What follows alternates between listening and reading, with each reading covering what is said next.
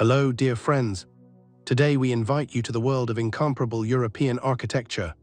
6 castles, 6 unique and different stories, 6 separate pages of history. So let's dive into the world of mysteries and real facts.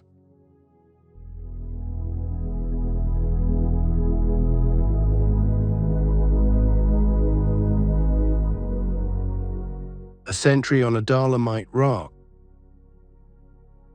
In the heart of Carinthia, the southernmost province of Austria, where mountain landscapes gradually merge into the vastness of the valley, stands a true symbol of medieval steadfastness, Hochosterwitz Castle. Its towers, like eternal sentinels, have been vigilantly watching the surrounding lands for centuries, proudly rising above the horizon at a height of 160 meters. Thanks to its majestic architecture, on clear sunny days, the silhouette of the castle can be seen even from a distance of 30 kilometers, which makes it an undeniable landmark for every traveler. The fortress is majestically spread out on the top of a steep Dolomite cliff, located east of the city of Sankt Veit and der Glan. This is not just a fortification, it is a complex engineering organism that grew out of the mountain itself, becoming a continuation of the natural landscape. From Slavic princes to royal power, the history of Hochosterwitz goes back centuries, much further than one might imagine looking at its stone walls. The first documentary evidence of this object is found in the deed of gift of King Louis II, known as Louis the German. Dated in 860, this official document testified to the transfer of ownership of certain lands to the Diocese of Salzburg. Among the list of these possessions was the Hochosterwitz estate. However, the origins of this stronghold are even older.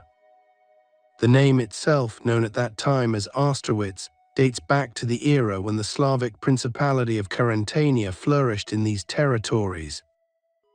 This place has long had strategic importance, being a natural center of power in the region. In the pivotal 11th century for history, the castle became an important player in the great game of that time. The Carinthian Duke Engelbert Spangheim, known for his unwavering support of Archbishop Gebhard during the fierce struggle for the investiture, a conflict between secular and ecclesiastical power, gained immense favor from the churchmen. For his faithful service, the Duke was appointed vicar, and as a reward he received several church estates at his disposal, among which the most precious pearl was Hochosterwitz Castle. Thus began the era of its heyday as one of the most impregnable bastions of Carinthia. An impregnable rock, the era of the von Austerwitz. In 1209, the history of the castle took a new turn. Duke Bernhard Spangheim gave this strategic estate to his trusted cupbearer. This event gave rise to a new noble family which went down in history under the surname von Austerwitz, forever merging with the name of its fortress. Under their leadership, the castle turned into a real engineering phenomenon of its time. The owners understood that height is only half the success, so they took radical steps. The rocky slopes around the castle were additionally hewn by craftsmen to turn them into steep vertical cliffs. Any attempt to climb up was suicidal for the enemy army. This impregnability became legendary in 1360. Then the Tyrolean Countess Margaretha Maltas, a woman of iron will, entered into open conflict with the Habsburgs for the Carinthian inheritance. Her ambitions were enormous, but the teeth of her army broke against the walls of Hochosterwitz. The siege, which should have been a triumph, turned into a shameful defeat. The unconquered castle became the main stumbling block, because of which Margaretha was finally forced to abandon her claims to the lands of the duchy. The shadows of Turkish raids and the rebirth under the sign of the Habsburgs. However, time is inexorable, and in May 1478 a tragic page closed the history of the von Austerwitz family. The last representative of this dynasty died in enemy captivity after another devastating invasion of the Turks. Deprived of its owners, the castle found itself under the rule of Emperor Frederick III of Habsburg. The most difficult times came for the fortress. Carinthia became a real shield of Europe, which time after time took on the blows of Turkish raids. Hochosterwitz held out, proving again and again its ability to resist the impassable, but the price was high. The walls were torn apart by battles, and its former greatness faded under the ruins. Salvation came at the beginning of the 16th century. Emperor Maximilian I, realizing the strategic importance of this point, placed the castle at the disposal of Matthias Lang von Wellenberg. This figure was symbolic. The future bishop of the city of Gurk and influential cardinal of Cartagena had not only ecclesiastical authority, but also an extraordinary understanding of fortification matters. Under his patronage, large-scale restoration work was carried out in the castle. Hochosterwitz was not just renovated, it was rethought and strengthened, preparing for new challenges of history that were soon to change its fate forever. The age of the Kevinghulas, the birth of the fortress labyrinth. In 1541, Emperor Ferdinand I made a strategic decision that forever changed the fate of Hochosterwitz. He gave the castle to his governor in Carinthia, Christoph Kevinghula von Eichelberg. This warrior, who gained fame during the bloody wars with the Arman Empire, became the first in a long line of owners from the Kevinghula family. The history of this family is impressive. Their descendants treat their heritage with such incredible awe that they take care of the castle to this day, preserving it as a living memory of their ancestors.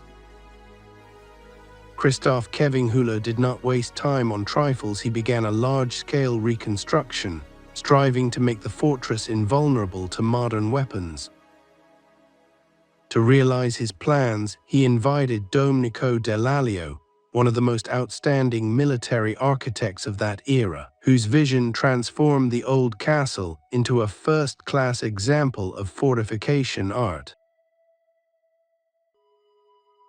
Georg Kevinghula, genius of the defensive art. After Christoph's death, the inheritance passed to his son Johann. However, Johann, being a diplomat at the Spanish court, spent most of his life far from his homeland. The castle was transferred to the supervision of his cousin, Georg Kevinghula. This man turned out to be a real visionary. In 1571, Georg finally bought the rights to Hochosterwitz from Archduke Charles II, becoming the full owner. And it was from that moment that the castle began to acquire its unique appearance, which amazes the world even today.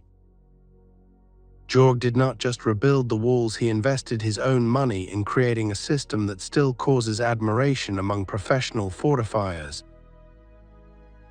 His main ingenious solution was the famous 14 gates. It was not just a road to the castle gates, but a well-thought-out engineering trap.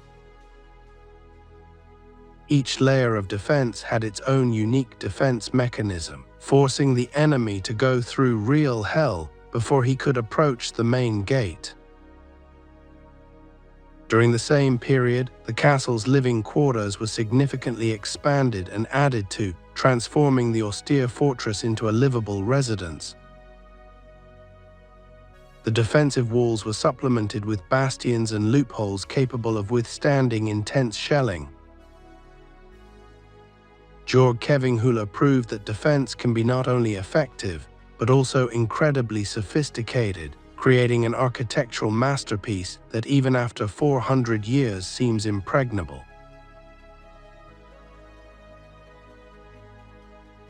The 14-gate system, a trap for uninvited guests. When Georg Kevinghula designed the climb to Hochosterwitz, he wasn't just building a road, he was creating a consistent filter for the enemy army. The path to the castle is a narrow, winding serpentine road that winds up the cliff, and there are 14 gates on it. Each gate is a separate fortification unit, an autonomous combat point, which was designed to delay the enemy, disorient him, and subject him to devastating fire from all sides.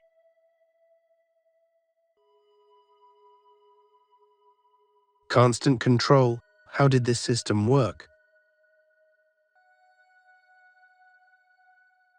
The narrowness of the path did not allow the enemy to deploy a battle formation. The army turned into a thin line stretching along the cliff. They had no room to maneuver, and most importantly, their flanks were completely open to fire from the high walls of the castle which overhung the road. Each of the 14 gates was fortified with powerful wooden and iron doors.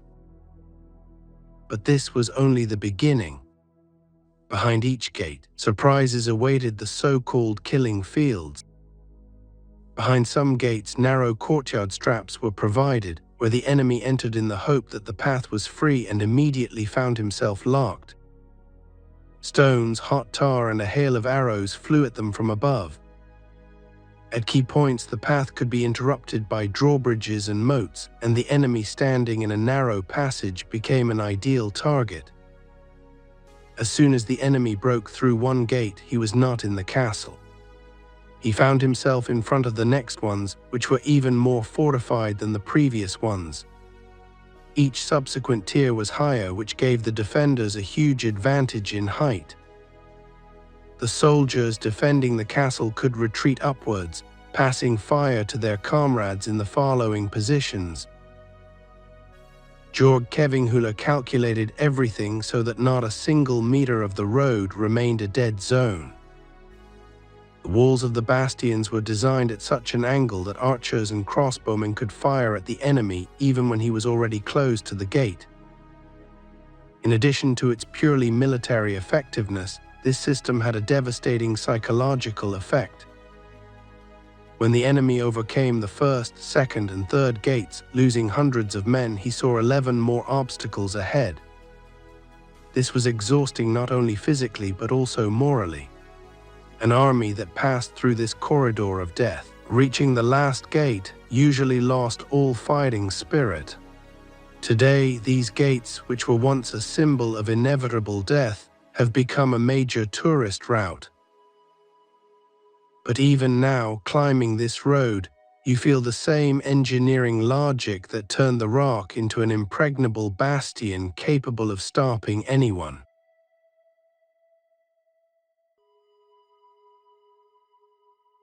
Myths and legends of the Corridor of Death, the legend of the Shadow Hunter. Local legends say that the Hochosterwitz gate system had its own protector who was called the Shadow Hunter. It was believed that during a siege, not only a soldier hid in each gate, but also a master spy who knew every crack in the walls. The myth says that these people could move inside the walls through hidden passages. When the enemy broke through another gate and found himself trapped, the hunter extinguished all the torches, and the invaders found themselves in complete darkness. The panic in the enemy ranks was so strong that they began to fight each other, mistaking their own for enemies.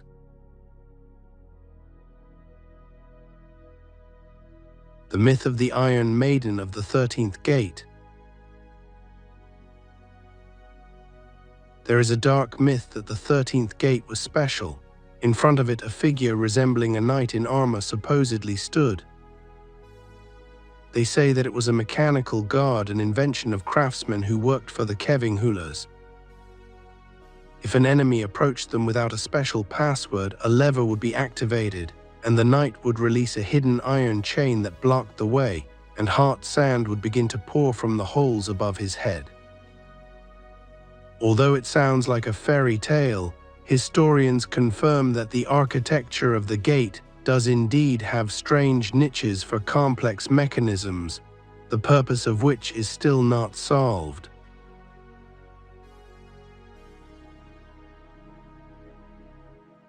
Actual confirmation, the trap of inevitability.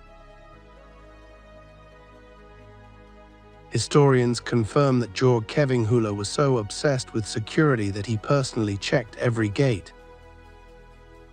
He conducted so-called training sieges where his own soldiers tried to break through the gates dressed in enemy armor.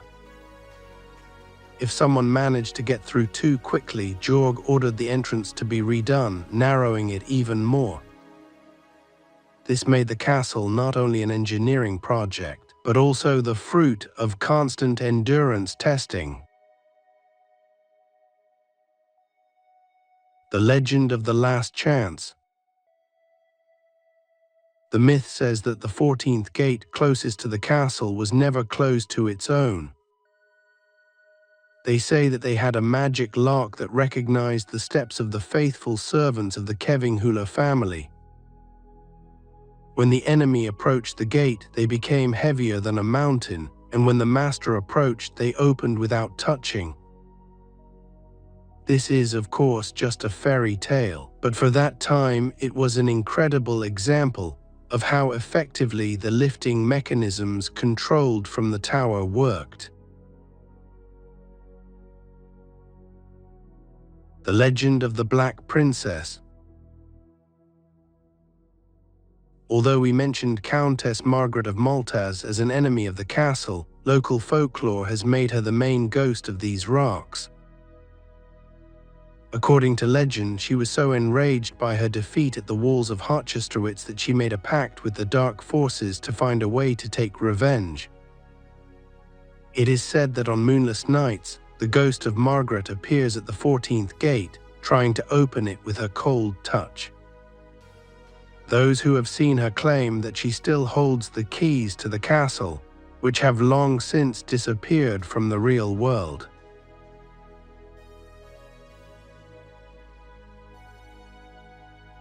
About the Kevinghula personal army. In the 16th century, Jorg Kevinghula created something unusual. He had his own army of armed peasants who lived in the villages below the castle, but had their own sets of armor at each of the 14 gates. The myth says that in the event of an attack, they would change clothes so quickly that it seemed to the enemies that the castle was not defended by people, but by spirits materializing from stone. This fueled rumors that the castle was impossible to take because it was guarded by living statues. The myth of the underground passage to the Earth's core. The old inhabitants of Carinthia believe that under the foundation of the castle, there is a tunnel that goes vertically down into the bowels of the mountain. Legend has it that this tunnel was not created by people, but by ancient mountain spirits who are loyal to the Kevinghula family. Allegedly, through this passage, the castle receives energy from the Earth's core, which allows it to stand so steadfast for centuries, despite wars and earthquakes. This is excellent material for reflection on why the castle has never been completely destroyed. The legend of the silent bell. The castle has an old bell tower where a bell hangs, which, as they say, has not rung since the last Turkish invasion. According to legend, it fell silent because it heard the last breath of one of the defenders and promised not to ring until blood was shed in the castle again. To this day, the bell remains silent. Locals believe that if it ever rings on its own, it will be a sign of great changes for all of Austria. Factual detail: a hiding place in the wall. During a 19th century restoration, a niche was found in one of the thick walls of the 8th gate, in which lay a set of 16th century surgical instruments. Myth immediately attributed them to an alchemist doctor who supposedly treated soldiers using magic potions. This find gave life to the legends of Jorg Kevinghula's secret laboratory, although the reality is more prosaic. Most likely, the instruments belonged to a military paramedic. The legend of the Kevinghulla treasure. Rumor has it that before one of the particularly dangerous sieges, Georg Kevinghulla hid the family treasury not in the cellars, but in a specially prepared so-called false bastion which he planned to blow up if the enemy broke through. Legend has it that this treasure still lies in a cavity in one of the rocks under the castle, and is protected not only by the stone but also by a spell of silence.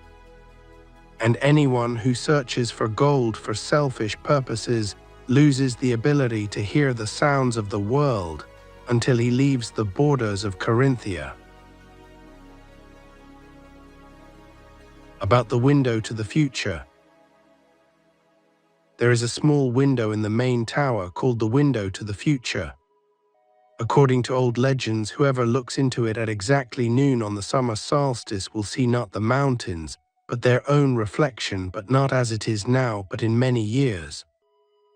Locals believe that this window was designed so that the owners of the castle could assess whether they were worthy of their inheritance in the eyes of descendants. A stone that has overcome time. Hochosterwitz Castle is not just a fortification carved into the Dolomites. It is a story frozen in time about how human ingenuity inevitably triumphs. Each of the 14 gates, each ledge of the rock, and each stone laid back in the days of Carantania whisper to us that true security is not only the thickness of the walls, but also the clarity of the mind. When you stand on the top, looking at the endless expanses of Carinthia, there is a strange feeling that the castle does not just stand on a mountain. It seems to control the rhythm of this land. It saw the arrival of Slavic princes, repelled Turkish invasions, and survived the heyday of great empires. While kingdoms fell apart and the names of states changed, Hochosterwitz remained unchanged, continuing to serve its masters. This place teaches us that even the most difficult path, the path through 14 gates of mortal danger, can be passed if you have a clear plan and cold calculation. Today, when the world around us is becoming as fragile as the walls of medieval fortresses, Hochosterwitz reminds us that the real masterpiece is not the one that conquered the world by force, but the one that managed to maintain its integrity, standing in the face of history. Perhaps that is why the Kevinghulla family still holds this castle in their hands. After all, in our fleeting world, where everything depreciates in a matter of years, there are things that cannot be bought or destroyed, a memory carved in stone and loyalty to a place that has become a true home for several generations, higher than the sky.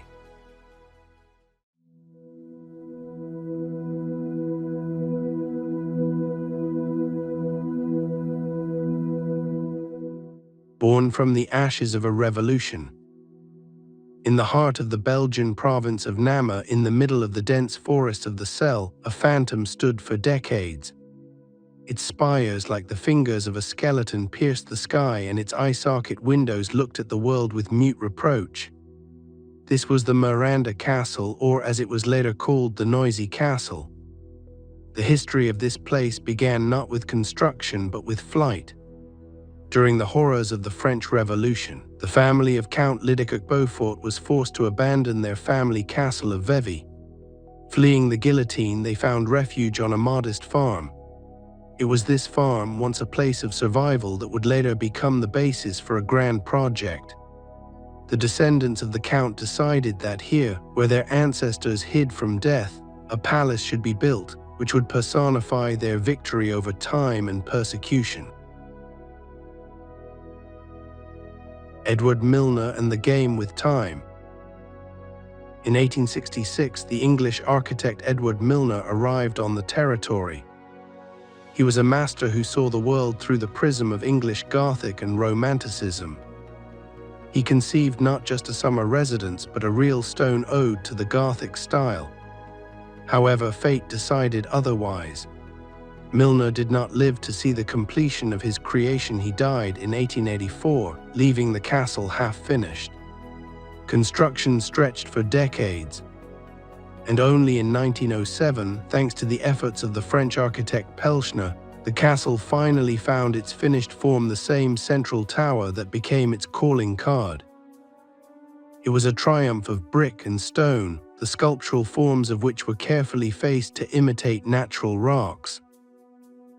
The Liddecock-Beaufort family obtained their dream residence, unaware that the silence of the Namur forests was only a temporary respite from the trials of the 20th century.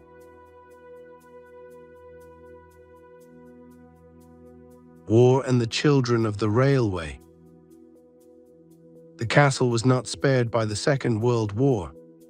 It became an occupied territory, a witness to the Ardennes operation and the movement of Nazi troops. Surprisingly, it emerged from this conflict relatively intact, as if Milner's architecture itself protected it from madness. In 1950, a new era began. Miranda Castle became the noisy castle. The National Railway Company of Belgium decided that this giant should serve other purposes: the rehabilitation of children. For decades, children's laughter rang here, sports camps worked, children who needed help were treated. This was the golden era of the castle, when it was filled with life, not ghosts. But by the end of the 1970s, the company's interest began to fade. The costs of maintaining the colossal structure became prohibitive. In 1991, the castle doors closed forever. The era of destruction and urban myth. After 1991, dark times began for Miranda. Fires, either accidental or deliberate, burned out the insides of the castle.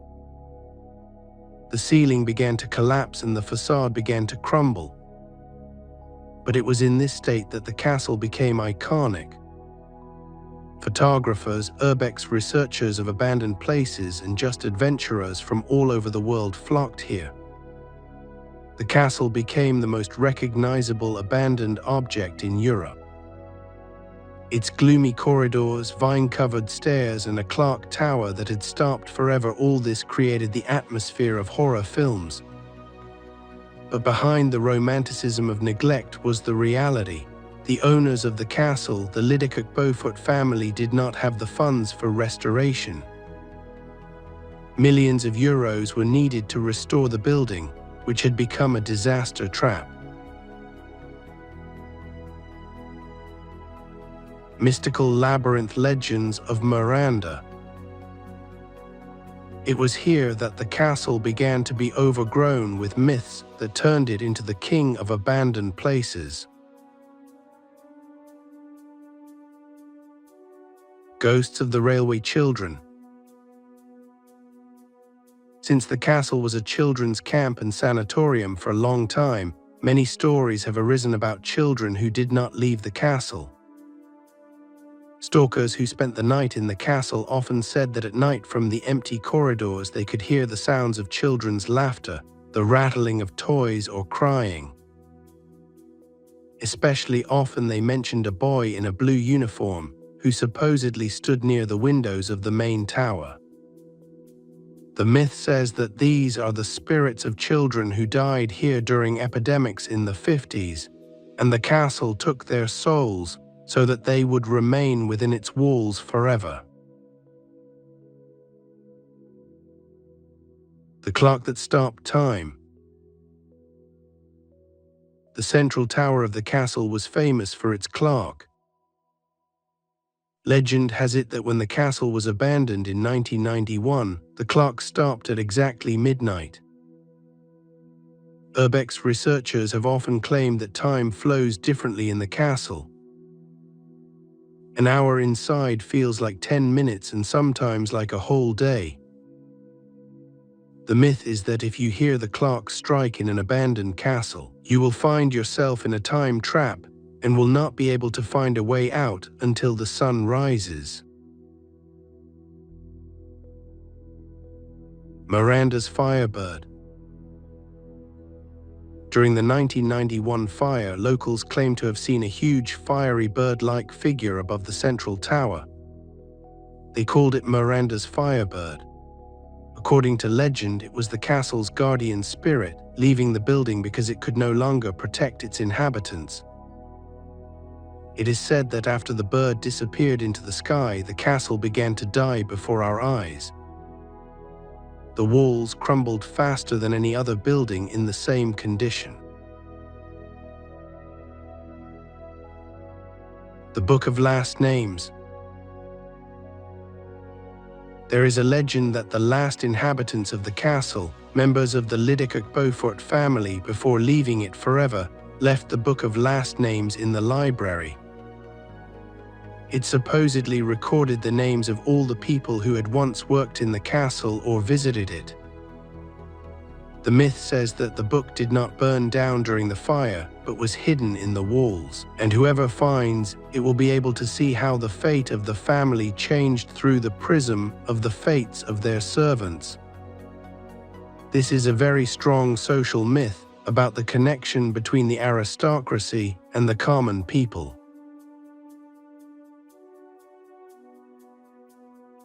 The key to the 14th room. Among those who illegally entered the castle, the so-called stalkers, there was a myth about the 14th room. Supposedly, there were exactly 13 rooms in the castle that were open to inspection, but there was also a 14th room, the entrance to which was disguised as a mirror. It is said that whoever finds the 14th room will be able to make a wish, but the price for this will be that he will never be able to return home. This is very reminiscent of classic Gothic plots, and many have spent hours knocking on the walls in search of this mirror.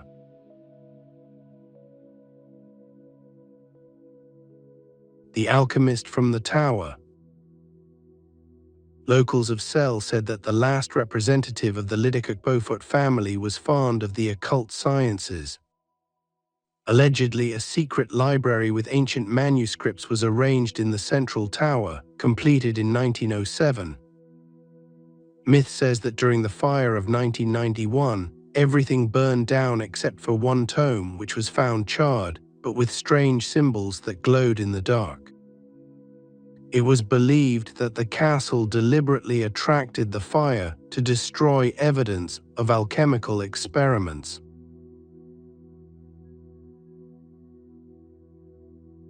Mirror Corridor. Urbex researchers often mention the so-called Mirror Corridor. It should not be confused with the 14th room. The myth says that in one of the galleries where there were many mirrors, the reflections of people behaved differently. They could be a second late or even look in the other direction. This was used as an explanation for why many photographers complained about strange silhouettes in their pictures, which could not be explained by the play of light.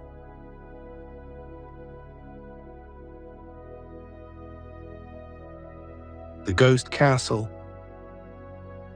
Miranda Castle became so famous online that it became a phenomenon of mass illusion.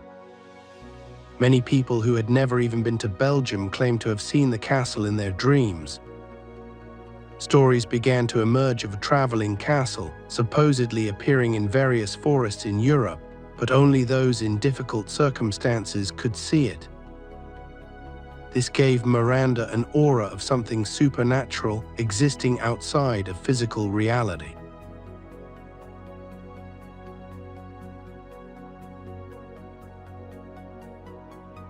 Abandoned letters. In the 1990s, when the castle was still accessible, researchers found scattered letters dating back to the 1950s and 60s, the time of the children's camp. The myth turned these letters into messages from the other world. It is said that if you read such a letter aloud in the hall of the castle, you can hear the answer to your question. This is a very touching myth that emphasizes the tragedy of the children's camp that has become a wasteland.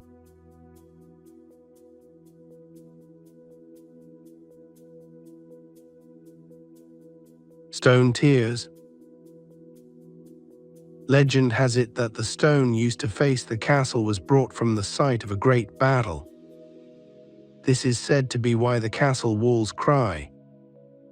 The condensation that drips down the walls in damp weather was often mistaken for tears. Locals believed that it was not just moisture, but the tears of soldiers who could not find peace. This gave the building an even more Gothic and lively character.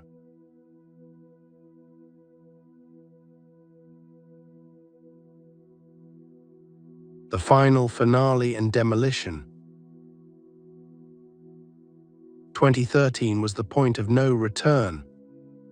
The owners officially requested permission to demolish, citing the danger to people's lives. A war began between common sense and love of history. Public organizations, petitions, protest, everything was in vain. The decision was made. In October 2016, the excavators began their dirty work. It was a long, painful process that resembled a slow execution. Appeals stopped the work from time to time, giving fans hope, but it was only a reprieve. In October 2017, only rubble remained of the majestic Miranda Castle. The stables are the only thing that survived, as a mute memory of the former luxury.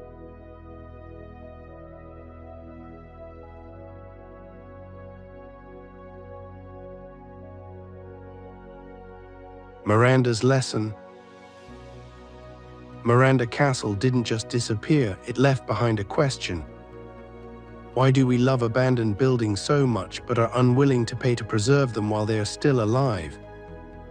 Miranda has become a symbol of the fact that architectural heritage is not a constant. It's fragile like paper. The castle's history is a lesson that when a building loses its purpose, it becomes doomed. Today, looking at photos of what's left of the stables, you feel empty. But the memory of this castle lives on in thousands of shots taken by urban explorers. It was a count's dream, a children's camp, and the king of abandoned castles. Miranda is gone, but it taught us to appreciate time while it's still on our side.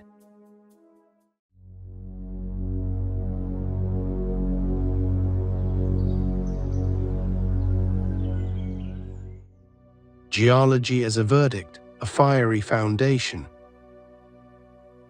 Our immersion in the history of Stirling begins not with stone but with fire. 350 million years ago, when the continents were still looking for their places on the map, a volcano erupted here. The lava solidified, forming a colossal volcanic plug, a solid basalt monolith, which turned out to be stronger than the land itself around it. For millions of years, glaciers flowed around this obstacle, cutting off the edges and forming vertical cliffs. Thus Castle Hill was born. When the first Stone Age people set foot on these lands, they saw not just a mountain, but an ideal bastion. On three sides, an abyss that makes your head spin. On the fourth, a steep climb that turns any assault into suicide. The name Stirling comes from the Celtic stir, meaning mountain, and lin, meaning river. It is the point where rock meets water and the lowlands meet the highlands. Whoever owned this hill held the narrow throat of the whole country in their hands. Stirling was and remains the key to Scotland. Shadows of Rome and the First Kings. As the Roman legions advanced north, their engineers immediately appreciated the strategic potential of this height. They built the fortress of Irdu here. We can only guess what this ancient logistics looked like, how thousands of tons of materials were lifted to such a height without modern cranes. It was a triumph of discipline over the landscape. After the Romans, the fortress fell into disrepair, but the strategic point could not remain empty for long. In 1110, King Alexander I built the first full-fledged castle here. It was Stirling that he chose as his residence, and it was here within these walls that he ended his earthly journey. Since then, the castle has become not just a fort, but a sacred place of the Scottish monarchy. Warwolf, the engineered terror of 1304. We often think of medieval sieges as chaotic, but the siege of Stirling in 1304 was both a triumph and a horror of military engineering. King Edward I of England, known as the Hammer of the Scots, held the castle under siege for 3 long months. The Scots inside were doomed, but they held out. Edward ordered the construction of the Warwolf, the largest trebuchet in world history. 50 carpenters worked on it day and night. It was a megastructure for its time. When the castle's defenders saw this wooden monster, they hoisted the white flag. But Edward, he was a fanatic about his design. He refused to surrender and ordered the Scots back into the castle. He wanted to see his machine tear down the walls. A 300-pound rock flew through the air, shattering not only the walls but also Stirling's belief in impregnability. It was a war of attrition in materials and souls. Wallace and the Bruce, battles that changed everything. Stirling has seen more blood than any other fortress in Britain. The Battle of Stirling Bridge in 1297 became a legend thanks to William Wallace.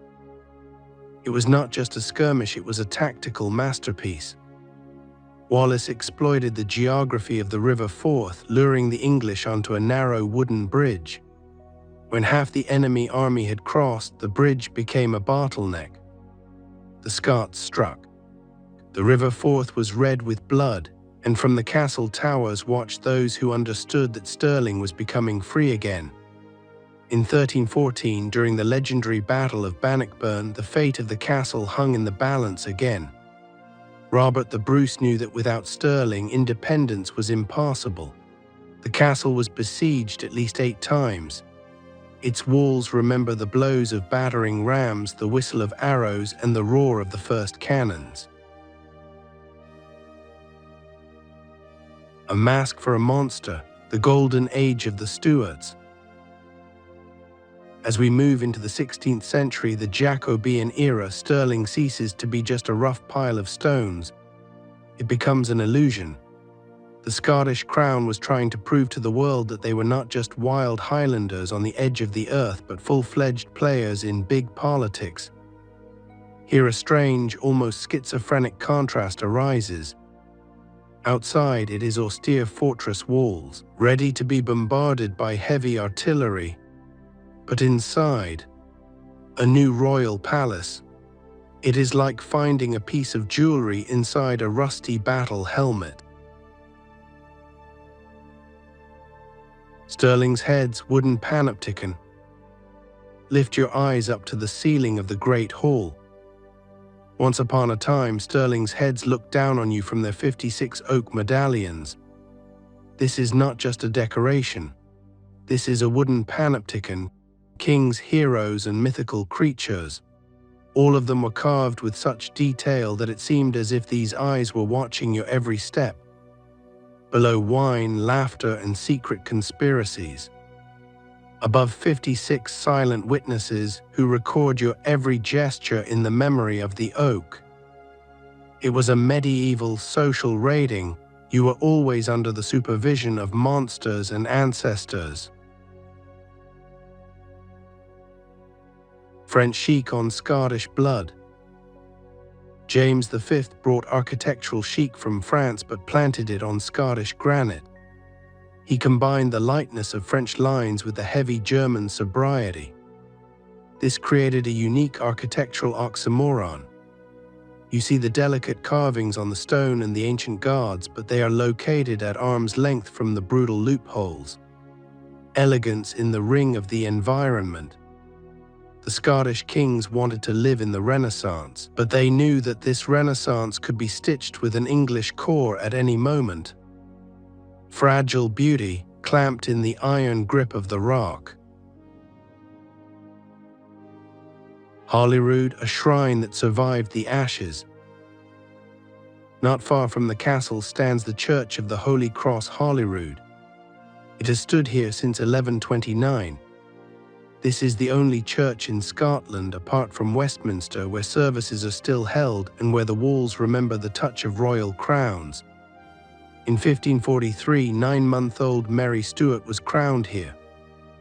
When a great fire in the 15th century wiped the city off the face of the earth, turning Stirling into black ash, the church stood firm. The stone proved stronger than the fire. People whispered that it was not the beams that held it up, but the spirits of the Stuart dynasty. For them, it was not just a building, but an anchor that held the nation above the abyss. Stirling's shadows, a sponge for memory. Stirling is such as a sponge. Over the centuries, it has absorbed the memories of thousands of lives, their fears, ambitions, and last breaths. There is no real silence here. The Green Lady, the shadow of the maid who saved the Queen from the flames by sacrificing herself. She appears in the dark passages before another disaster comes to the castle. The Pink Lady, an elegant figure in a silk dress, leaving behind the scent of flowers in the middle of a fierce Scottish winter. She walks through closed doors, ignoring the laws of physics. They are not just ghosts. They are constant reminders that the castle does not belong to tourists, but to history. Alchemist and flight into the abyss, John Damien. At the beginning of the 16th century, during the reign of James IV, a mysterious Italian named John Damien appeared in the castle. He called himself an alchemist and promised the king to find the philosopher's stone to turn lead into gold for the Scottish treasury. But the real madness happened in 1507. Damien announced that with the help of occult knowledge, he would be able to fly from Stirling to France. He built huge wings from bird feathers and jumped from the highest wall of the castle. Of course, he fell down with a stone, breaking his hip. Damien himself explained the failure as a technical error. They say the wings had chicken feathers, and chickens are terrestrial creatures, so they pulled him to the ground. Locals whispered that Damien was trying to escape from demons he himself had summoned in Stirling's labs. They say that on windy nights at the foot of the cliff, you can hear the sound of wings flapping, never to lift their owner into the sky. Knot and the shadows of Camelot. At the foot of Castle Hill is a strange geometric structure made of earth and grass, King's Knot. From above, it looks like a perfect maze or an ancient scheme. Archaeologists say that these are the remains of 17th century gardens, but mystics are sure that this was the real site of King Arthur's Round Table. At dusk, when the mist from the River Forth envelops these geometric patterns, it seems that the earth beneath them breathes. There is a belief that the knot is a portal. If you walk along a certain route on the night of Samhain, you can hear the clanking of knights' armor waiting for their return. This is the perfect visual for your video, perfect geometry in the midst of wild nature, which looks like a frozen program code of the ancient world. Beheading Stone, the Curse of Moat Hill. North of the castle is Moat Hill, where lies a gloomy artifact, the so-called Beheading Stone. It is closed with an iron grate like a wild beast. For centuries, traitors and enemies of the crown have been beheaded here. Myth says that the stone was so soaked with the blood of aristocrats that it acquired a will of its own. Stalkers say that if you touch it on a cold night, you can feel not icy metal, but the warmth of living flesh. They say that the souls of the executed still wander the hill, trying to find their lost bodies in the castle's casemates. This is a true noir, a story about justice that has turned into an eternal curse. The Highlander Ghost, the sentinel who never retired. This myth is relatively modern but no less eerie. In the 1960s, when the castle was still home to the military, sentries repeatedly reported seeing a strange officer in a traditional kilt and full 19th century ceremonial armor. He would appear out of nowhere, walk past the post, and disappear into a blank wall. The most interesting thing is that he didn't look like a transparent ghost. The soldiers mistook him for a real person until he dissolved into thin air right before their eyes. They say that this was one of the castle's defenders, who was so afraid of missing an enemy attack that even death was not a reason for him to leave his post. The Curse of the Stirling Heads. The same oak medallions on the ceiling of the palace Stirling Heads. Each of them has a unique facial expression. There is a legend that the master carvers were Freemasons and invested a certain emotion or sin in each face. They say that if you look at a certain head for a long time, it begins to change its expression, namely either smiling or winking. In 1777, the ceiling collapsed, and according to local legend, the medallions scattered throughout the neighborhood. People who took them home as souvenirs began to complain of nightmares and misfortunes. The castle seemed to demand its artifacts back. Only after they were returned and restored did relative peace again reign in the halls of the royal palace. But their gaze still remains heavy, as if they know something about each visitor that they themselves are trying to hide. From crown to bayonet, regression and revival. In 1685, the castle changed professions. Luxury gave way to pragmatism. Stirling became a military fortress. During the Napoleonic Wars, the halls that once received ambassadors were turned into barracks. It was a strange, almost blasphemous adaptation. Where kings once listened to the lute, soldiers of the Highlanders cleaned their rifles and sharpened bayonets.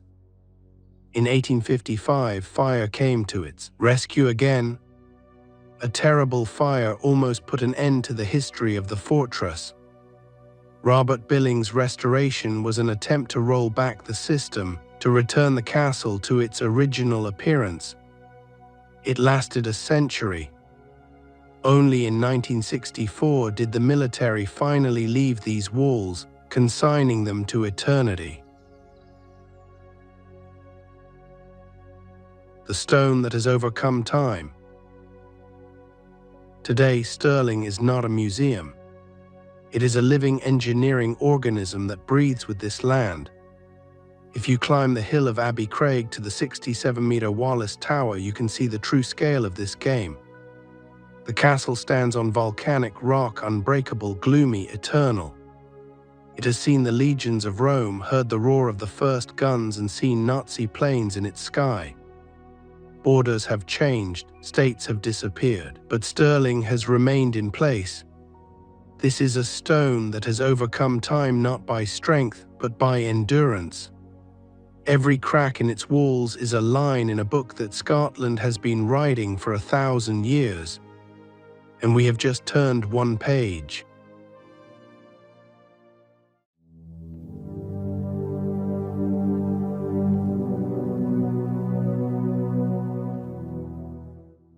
Shadows of ancestors and walls that remember the gods. Milan, today we know it as the capital of fashion and high style. But if you move away from the shiny, sharp windows and look into the very heart of the city, you will see a majestic and somewhat gloomy building, Sforza Castle. This is not just a fortress, it is a stone chronicle where each block remembers the blood, betrayal, and ambitions of the most powerful rulers of Italy. Ancient Roman roots and the myth of Jupiter. The history of this place begins long before the first bricks of the current castle appeared. Once, when Milan was the capital of the Western Roman Empire, the castrum Porta Jarvis fortification stood here. The name Porta Jarvis translates as Gate of Jupiter. According to legend, this place was not chosen by chance. The ancient priests believed that the energy axis of the city passes here, which is protected by the king of the gods himself. They say that even after 1,000 years, the spirit of the Thunderer protects these walls from complete destruction. Visconti era, the Snake Castle. In the 14th century, approximately between 1358 and 1370, the nobleman Galeazzo II Visconti decided to build his residence here. Then it was called Castello di Porta Giova. It was not just a house, but a real monster made of stone, a giant square with sides of 200 meters. The thickness of the titanic walls reached 7 meters. It's like 3 modern cars placed one after another. 4 corner towers that constantly watched over the city. The Visconti were cruel but majestic rulers. Their coat of arms was Bycyone, a huge snake or dragon swallowing a man. It is said that the first of the Visconti family killed a terrible dragon that lived in a cave nearby and terrorized the surrounding area with its poisonous breath. Since then, the symbol of the snake has become an integral part of the castle. Locals whisper that in the dungeons under the foundation, you can still hear the hissing of the same dragon that became a prisoner of the castle walls. Destruction for the sake of freedom. But even the thickest walls will not save from popular anger.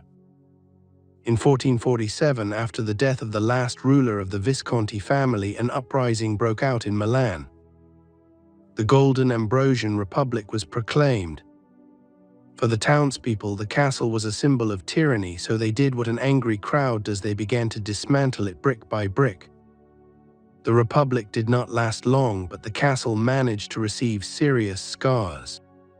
Only with the arrival of Francesco Sforza, who took the Visconti daughter as his wife, did the castle begin to come to life, turning into the majestic citadel that we know today.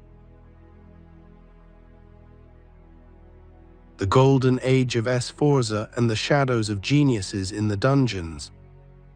We stopped at the fact that the castle lay in ruins after the uprising. But history does not tolerate emptiness. In 1450, Francesco Sforza entered the arena. He did not just seize power, he decided to create a symbol that would make every Milanese bow his head. The reconstruction of the castle became his life's work. He wanted to turn a harsh military machine into a luxurious princely residence, where beauty would go hand in hand with invincibility. The tower that looks to the sky, Torre del Filarete. In 1452, Francesco invited a master named Filarete. He was not just an architect, but a true dreamer. He was commissioned to design the central tower, which still bears his name. Filarete was fascinated by the ideas of the ideal city and occult symbols. It was rumored that he placed magical amulets in the foundation of the tower to protect the Sforza family. But fate is ironic. In 1521, the tower was blown up by a gunpowder explosion. The townspeople whispered that this happened because the Sforzas had broken some secret vow given by the architect. What we see today is only a skillful reconstruction, but legends say that the real foundation of Filarete still keeps its secrets deep underground. The construction was continued by Francesco's descendants, his son Galeazzo Maria, and his daughter-in-law Bona of Savoy, in whose honor another majestic tower was named.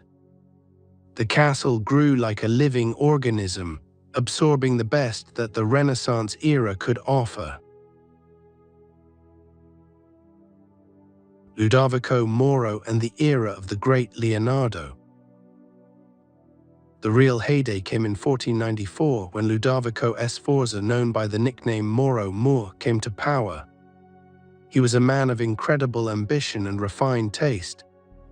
It was he who turned the castle into the intellectual center of Europe, inviting two of the main titans of the time, Bramante and Leonardo da Vinci.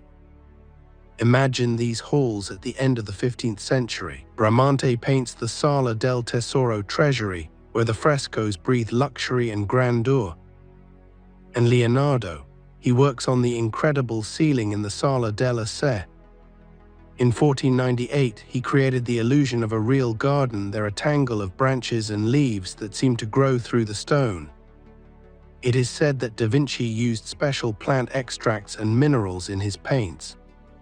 The servants of the castle swore that on moonlit nights, the painted leaves on the ceiling would rustle, and the room would be filled with the scent of fresh forest. Some believed that Leonardo had encrypted in these trees the scheme of the Sforza lineage, which should never be interrupted. Wars, sieges, and secret labyrinths. But the history of the castle is not only about banquets and frescoes. These are endless sieges. Italian, French, German troops, each army wanted to own this key to Milan. For protection, the Tenalia bastion was added, which is believed to have been designed by Cesare Cesariano himself. The castle became a star fortress capable of withstanding the most terrible fire. And here we come to the most interesting thing: what the earth hides. Just imagine, recently in 2025, researchers made a sensational discovery. Under the powerful walls, traces of tunnels were found, which were drawn in the manuscripts of Leonardo da Vinci himself. The legend of underground Milan has existed for centuries. They talked about secret passages through which rulers could leave the castle unnoticed during a siege, or conduct alchemical experiments away from human eyes. The discovery of 2025 confirmed the genius of Leonardo did not just draw pictures, he designed an entire second city under the Sforza Castle. Who knows what mechanisms or manuscripts are still waiting for their time in those walled-up corridors? Perhaps the real treasure of Sforza is not gold at all, but the knowledge hidden by Da Vinci in the depths of Italian soil.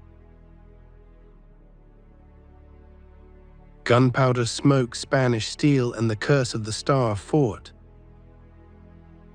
We stopped at the golden age of Leonardo, but as often happens in history, after wealth and art came war.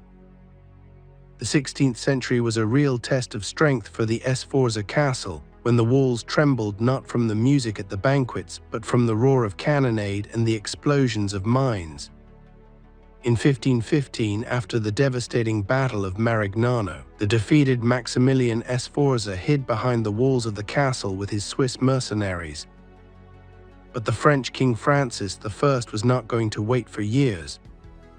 He brought with him sappers, people who were then called moles of war. It is said that during the siege, the defenders of the castle put their ears to the floor of the dungeons at night. They heard a strange sound, the rhythmic knock of the picks of the French miners who were laying tunnels under the foundation.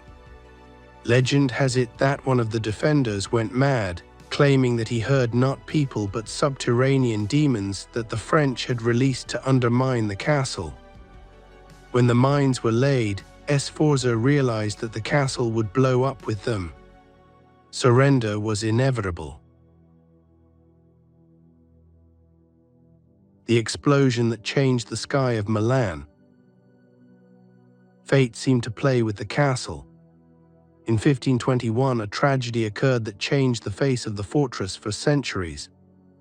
The majestic tower of Torre del Filarete, which we mentioned earlier, was used as a giant gunpowder store. During a thunderstorm, or as they said, due to the carelessness of the guard, the tower exploded. It was an apocalyptic moment for the castle. Imagine, tons of stone and fire rose into the sky, and the roar could be heard for tens of kilometers. Many saw this as a sign from God that the era of the great Sforzas was coming to an end. Although Francesco II Sforza briefly returned to power and even equipped part of the castle as a luxurious residence for his wife, Christina of Denmark, the spirit of the fortress had already changed. The Spanish iron cage in the Star Fort. When Milan came under Spanish rule in 1535, the castle ceased to be a home. It was now the citadel. The governor moved to the city center and the castle became a gigantic barracks housing up to 3,000 soldiers at a time. The Spanish decided to turn the castle into an ideal fortress. They built 12 bastions, creating a hexagon in the shape of a star. The outer fortifications stretched for an incredible 3 kilometers. The legend of the Death Star.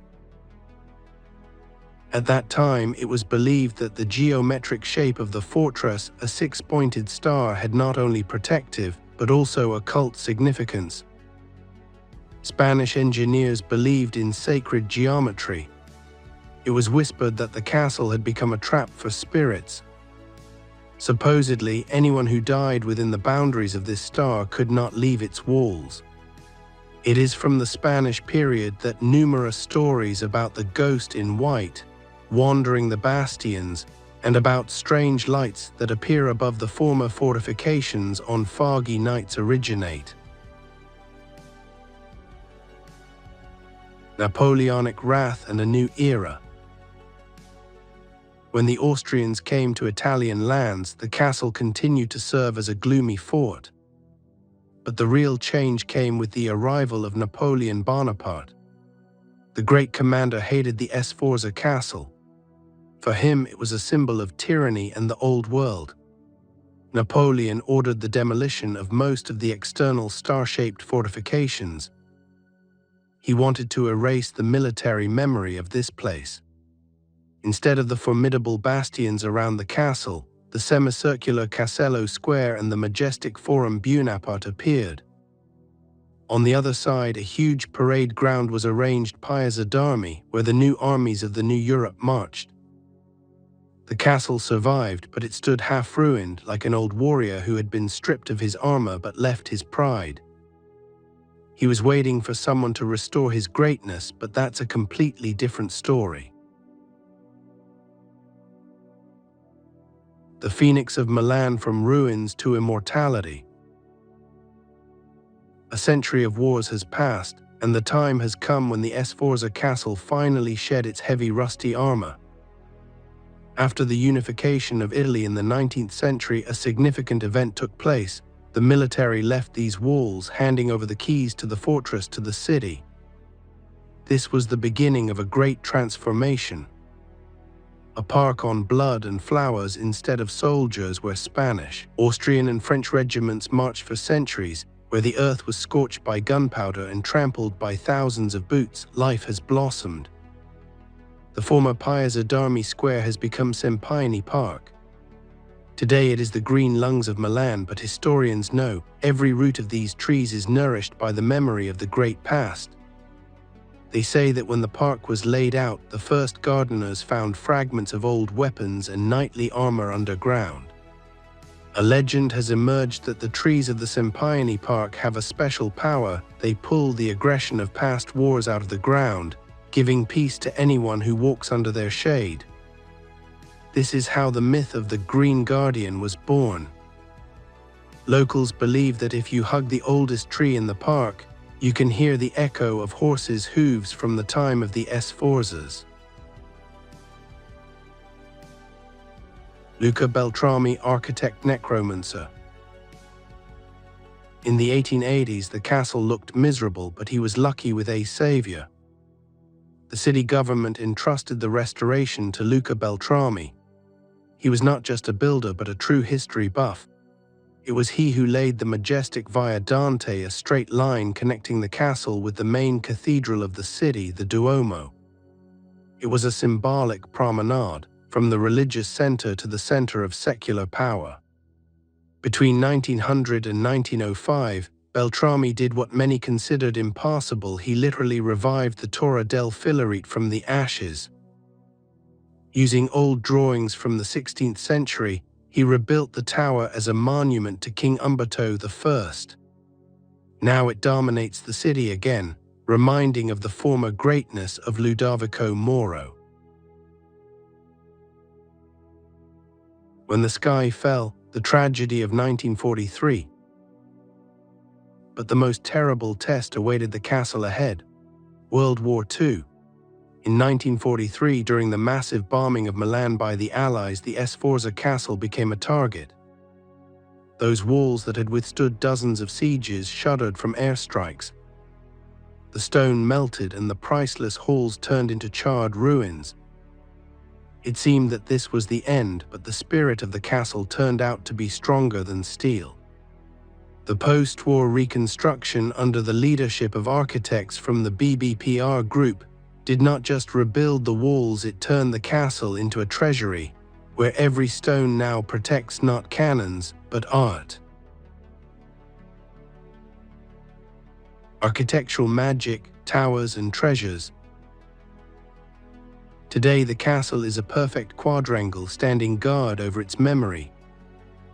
Torre della Corte is the northern tower that once looked out over the wild forests and villages.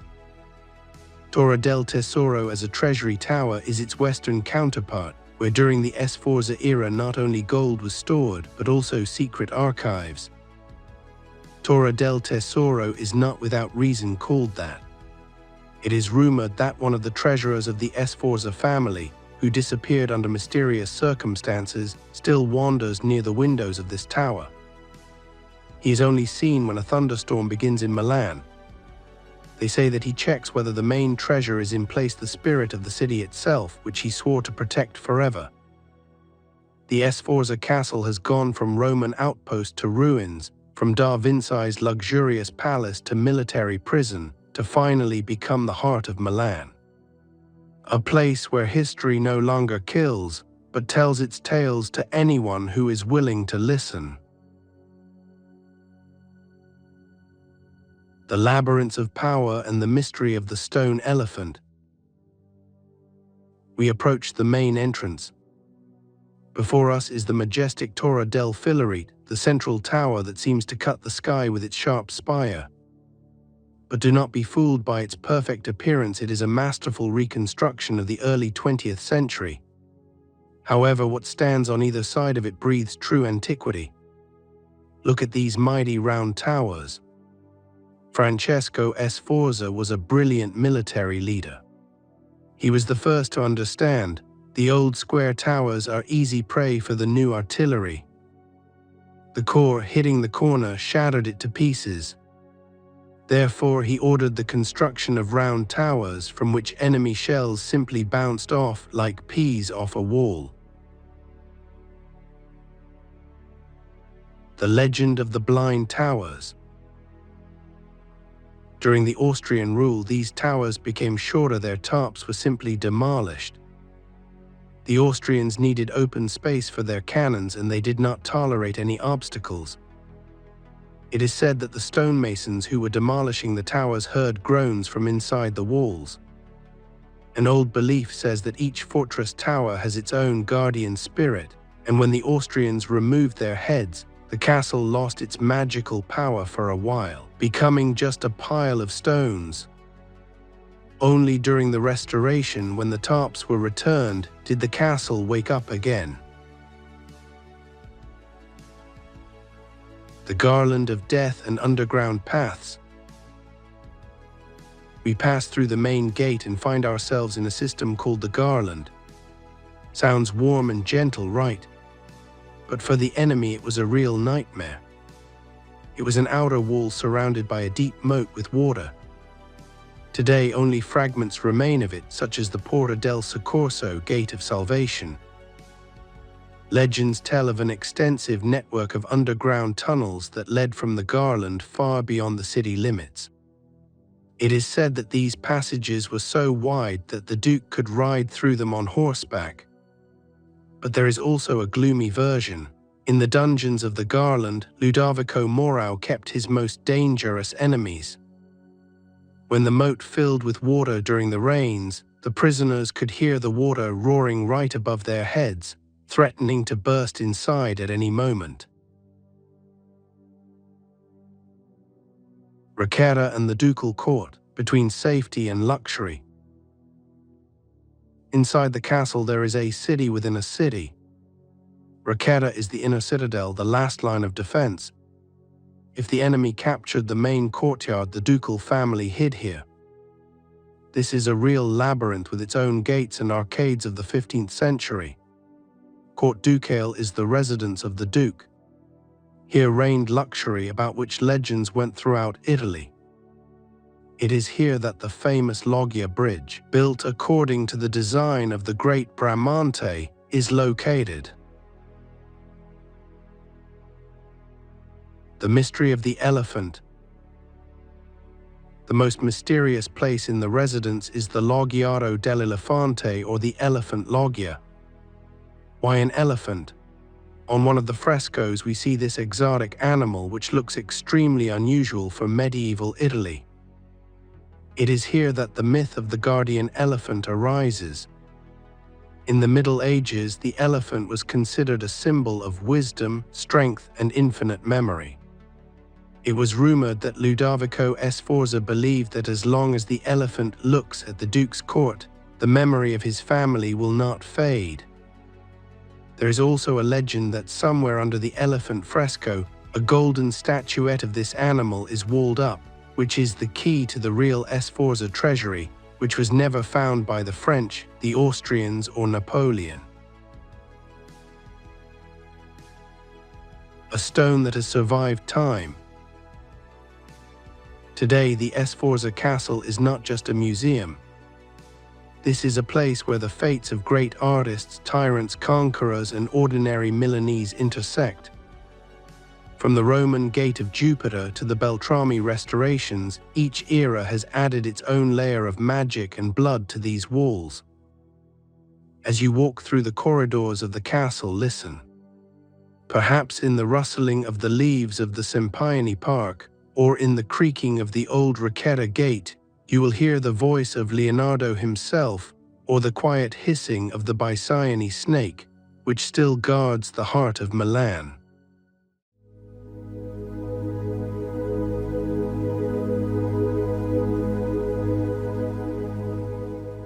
The mysteries of Predjama Castle.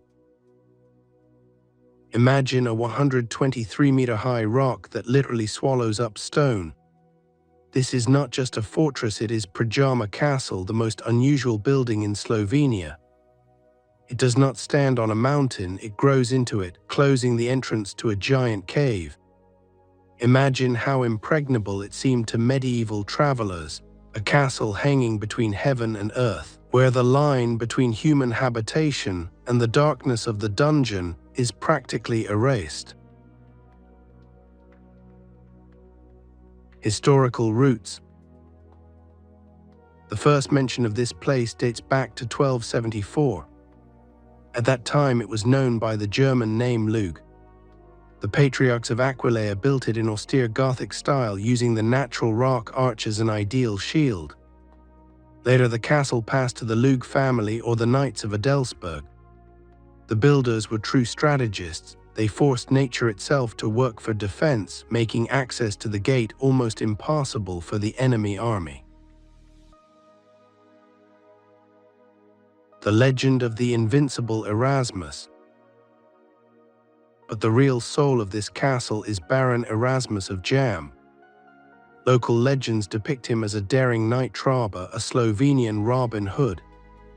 It is said that when the imperial troops laid siege to the castle, they hoped to starve the defenders to death. The siege lasted a year and 1 day. But Erasmus only laughed at the enemies. He threw fried meat and fresh cherries on their heads.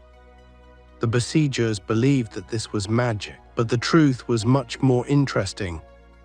The castle hid a secret passage through a cave system that led to the other side of the mountain. While the enemies waited for their surrender, Erasmus calmly went to the neighboring town for fresh produce. A conflict of honor, or why did the war start? The story of Erasmus of Yamski is not just a story about a robber. This is a drama about honor and revenge. It all began at the court of Emperor Frederick III. Marshal Pappenheim, commander of the imperial army, publicly insulted the memory of Erasmus's fallen friend Andrei Baumkircher. Erasmus, being a hot-blooded man, did not tolerate insults. Right in front of the courtiers, he killed the marshal. This was a sentence. Realizing that the wrath of the Habsburgs would be terrible, Erasmus fled to his family nest, impregnable Predjama. Robert, a noble robber or enemy of the state.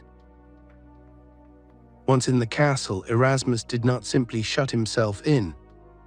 He became a real robber knight. Having concluded an alliance with the Hungarian king Matthias Corvinus, he began a real guerrilla war against the Habsburgs. He robbed imperial caravans and attacked the cities of Carniola, becoming a living thorn in the emperor's side.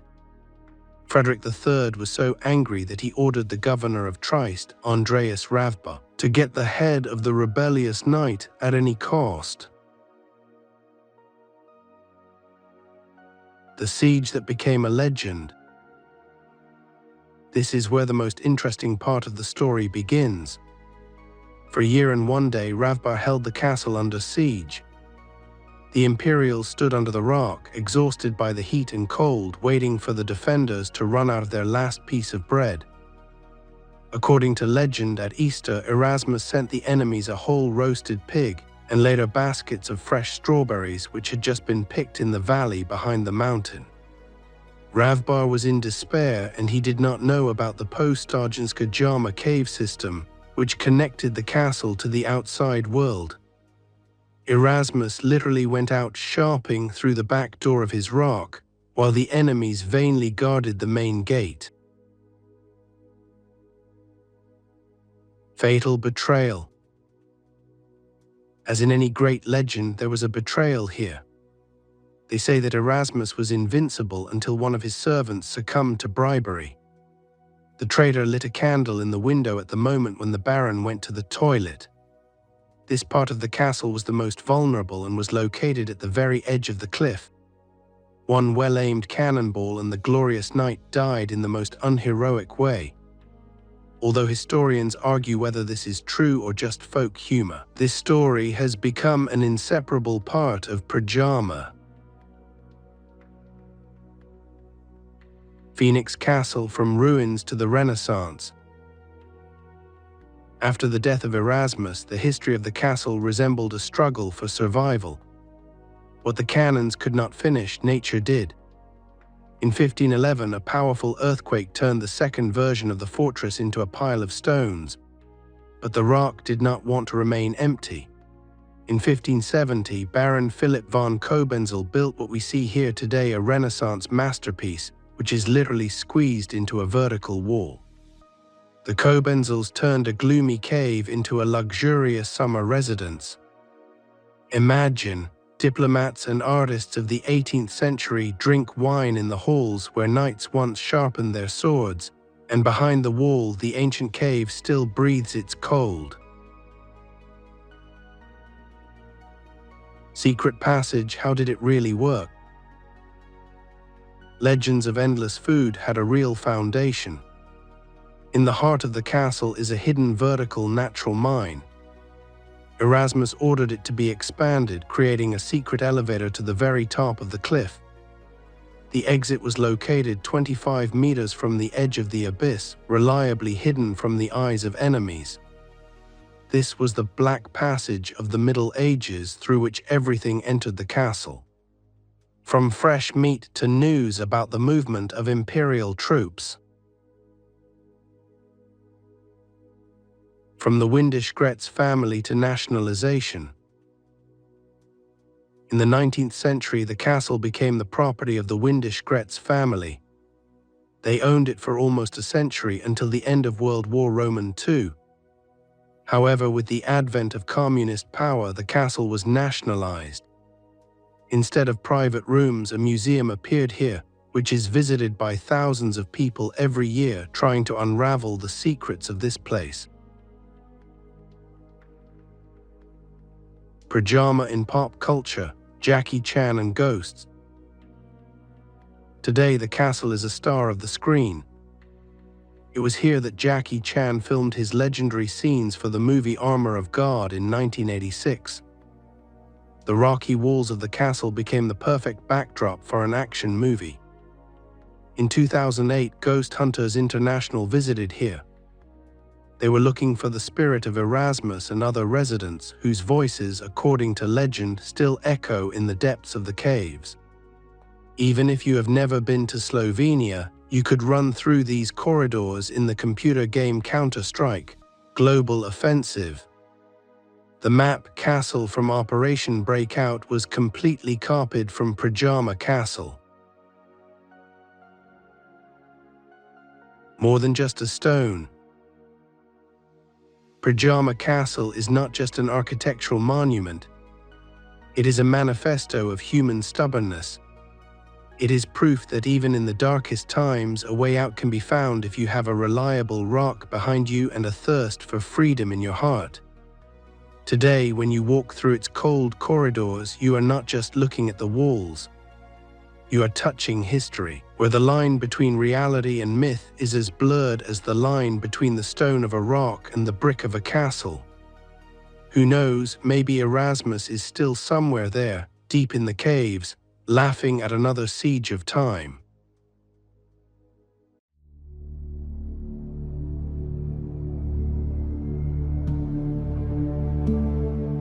Saxon Bastille, an island in the sky. Above the left bank of the Elbe, where the sandstone cliffs of Saxon Switzerland pierce the clouds, stands an object that seems to defy gravity itself. Königstein Fortress, or Saxon Bastille. This is not just a castle, it is 9.5 hectares of a stone plateau raised 240 meters above the river level. Imagine the logistics of that time. The walls here are up to 42 meters high and 1,800 meters in perimeter. This is not a structure, it is a monolith in grandeur. Looking at Königstein from below, you understand this hill is not part of the landscape. This is a natural safe where Saxony has hidden its treasures, its enemies, and its kings for centuries. Heart of the system. Every engineering system has its own heart, without which it will die in a matter of days. For Königstein, it is not walls but a well, namely 152.5 meters of pure sandstone drilled by human hands. This is the deepest well in all of Saxony and the second deepest in Europe. In the Middle Ages, a fortress without water was simply a stone coffin where an army waited for its thirst. But here, in the depths of the rock, engineers found the key to autonomy. How many human lives were sacrificed to reach the aquifer? Decades of work under the pressure of the stone, where every meter could collapse and bury the workers. This was not just a mine, it was an engineering manifesto. Locals say that the well is inhabited by the ghost of the craftsman who dug it. They say that he still counts the depth of each bucket of water that is lifted up. A prison for the chosen ones. Königstein had two sides to its nature. The first was defensive, the second was isolation. The walls, built to keep out the enemy, became the perfect insulator for those the state wanted to erase from memory. It was a state prison where time passed differently. Locked on a plateau, surrounded by an abyss on all sides, the prisoner lost his sense of scale. But today, 700,000 tourists climb here every year to take photos. They smile, drink coffee, and look at the Elbe. They do not see the shadows of those who sat in these casemates for centuries, looking at a horizon that was within reach, but which had become unattainable for them. More than 50 buildings, some of which are over 400 years old, are an entire ghost town that has simply changed its function from defense to contemplation. Start of coordinates 1233. The first written trace was recorded in 1233. Burgrave Gebhard Stein, at that time this region was a no-man's land, a broken cable between the Kingdom of Bohemia and the influential bishopric of Meissen. For the Bohemian kings, Königstein was not just a rock, it was a status object. In Lapide Regis, on the rock of the king. This is what this place was called in official charters of 1241. Bohemia was building the castle as the main hub that controlled the Elbe. Trade is money, and the river is the main logistics of the Middle Ages. Whoever controlled Königstein had his finger on the pulse of all the financial flows of the region. It was not just an outpost, it was a customs terminal of the Age of Swords. A time of feuds and blood on the map. After these times, chaos began. Medieval politics is a series of endless reboots where each successive ruler tries to rewrite the history of his predecessor. Emperor Charles IV almost wiped Eylau Castle off the face of the earth, redrawing the map of the region. The castle changed hands like collateral. The Daninsky family, feuding with the Margraves of Meissen, turned this period into a real hell. This was the Dawn feud, a bloody conflict, where the castle became the main prize. Only in 1459, after the signing of the Treaty of Edge, did the borders finally stabilize. Königstein became Saxon. But unlike other rock castles, which over time turned into ruins, Königstein remained in the game.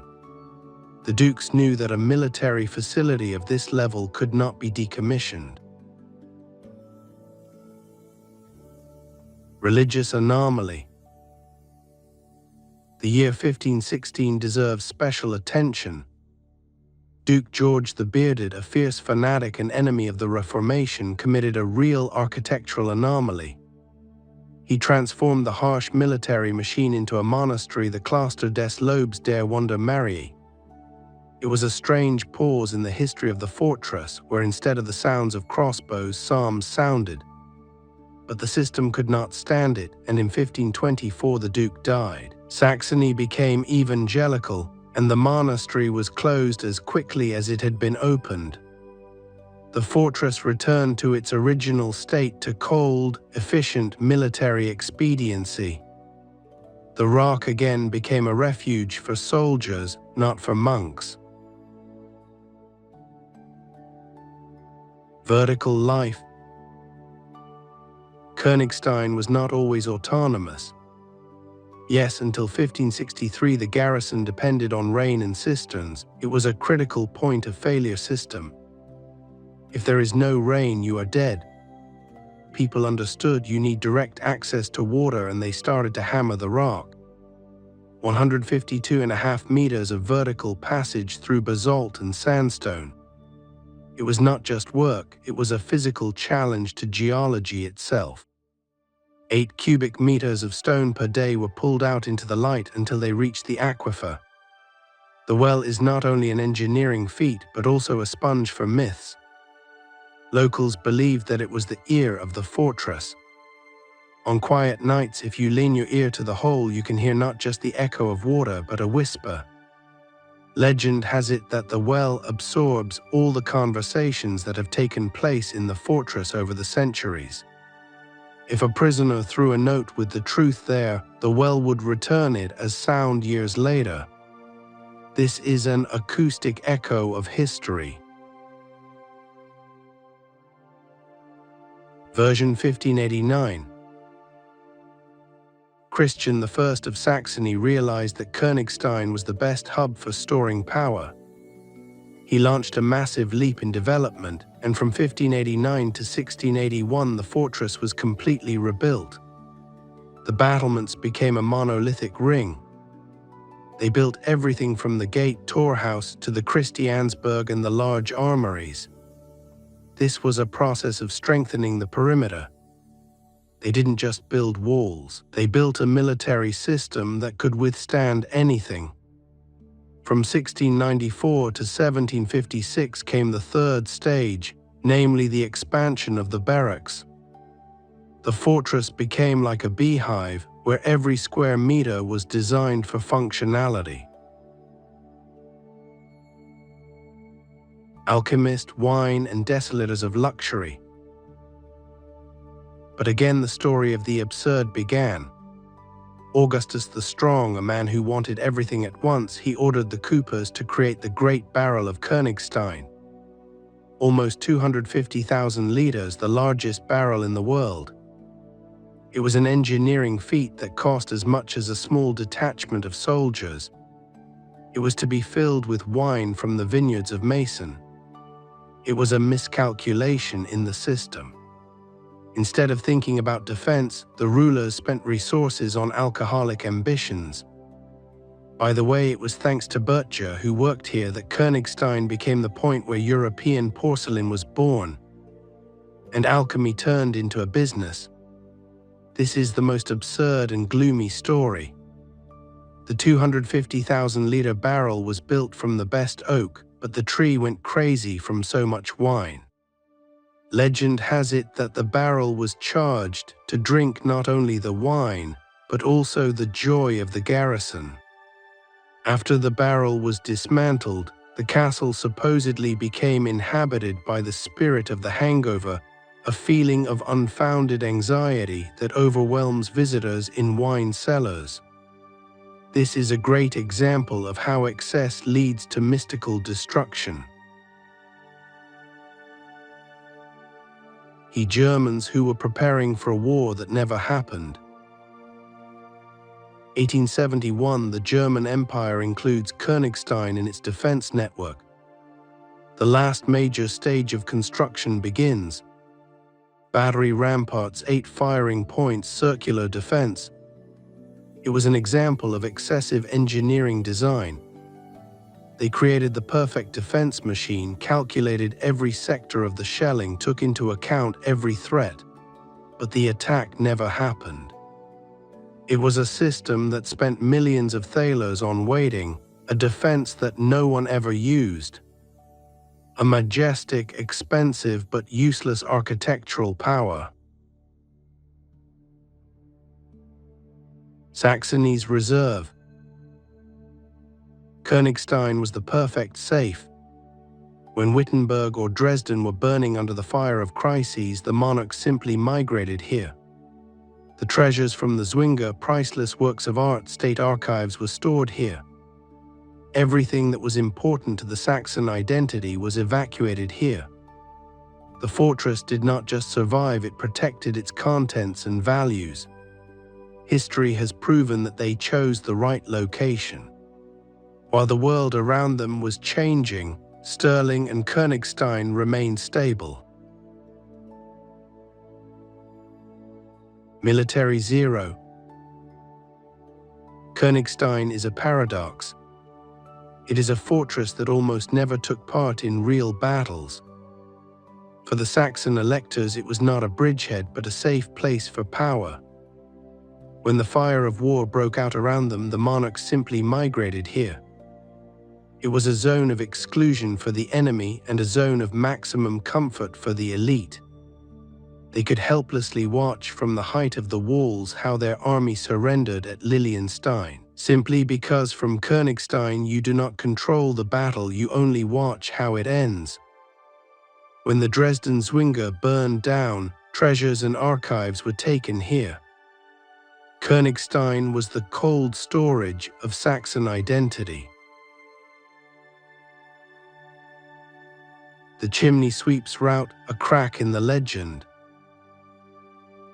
Königstein had a reputation as an impregnable place. It was a granite myth that had been believed for centuries. Throughout history, no army, no general had been able to overcome these walls by force. But in 1848, the legend cracked because there was someone who was not afraid of death, an ordinary chimney sweep named Sebastian Obratsky. He saw not an insurmountable wall, but only a narrow gap hidden from human eyes. He climbed vertical sandstone cliffs through a narrow chimney, a route that today requires the skill of elite climbers. It was a defeat not of the army, but of the very concept of the fortress. His path, called Obratsky's chimney, is now a shrine.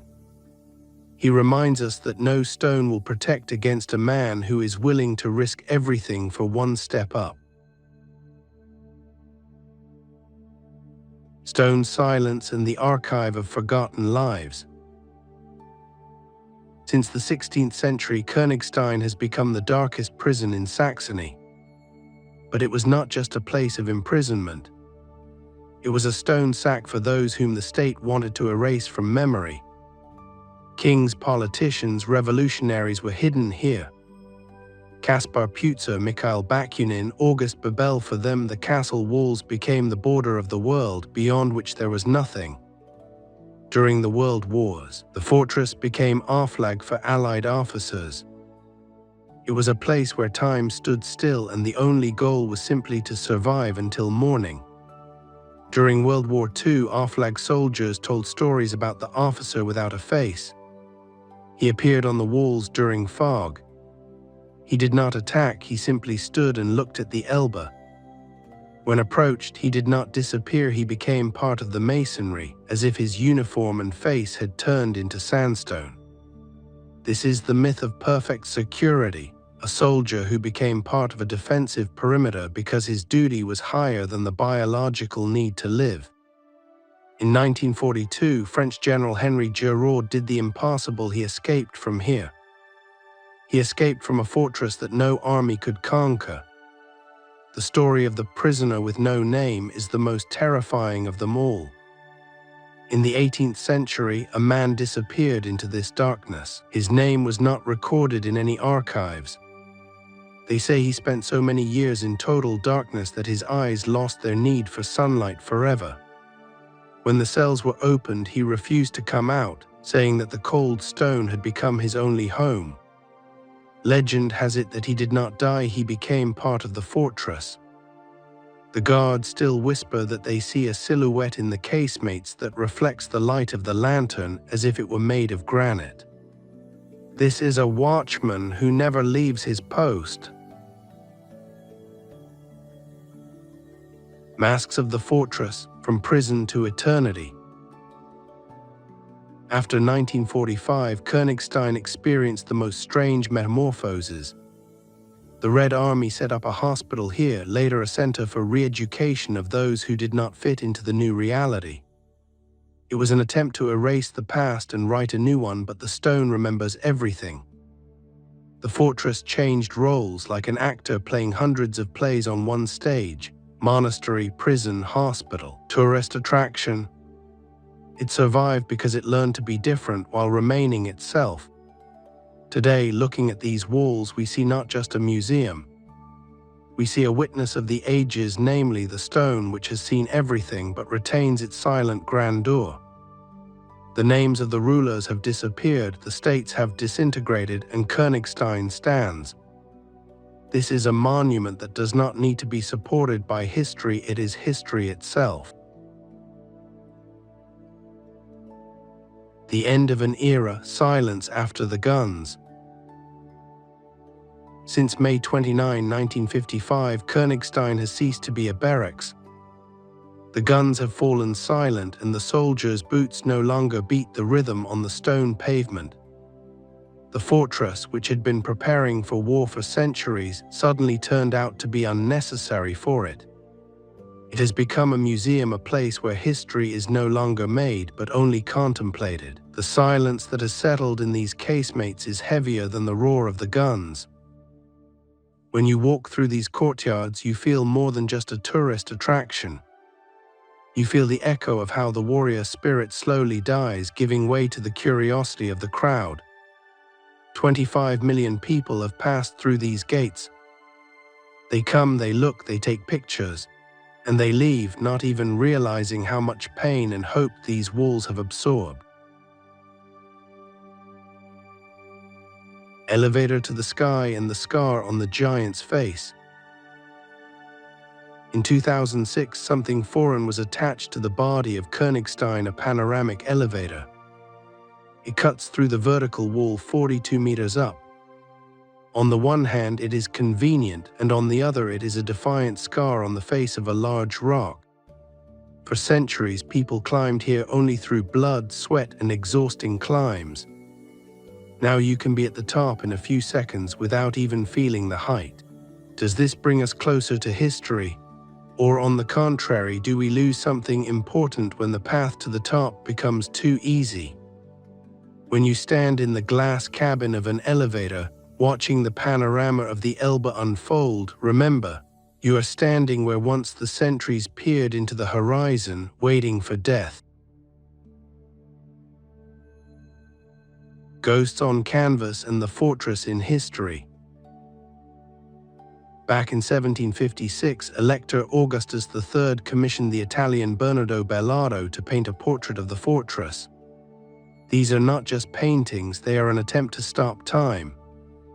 Bellardo painted 5 large-scale views of Königstein, trying to capture every detail, from the courtyard to the grandeur of the walls.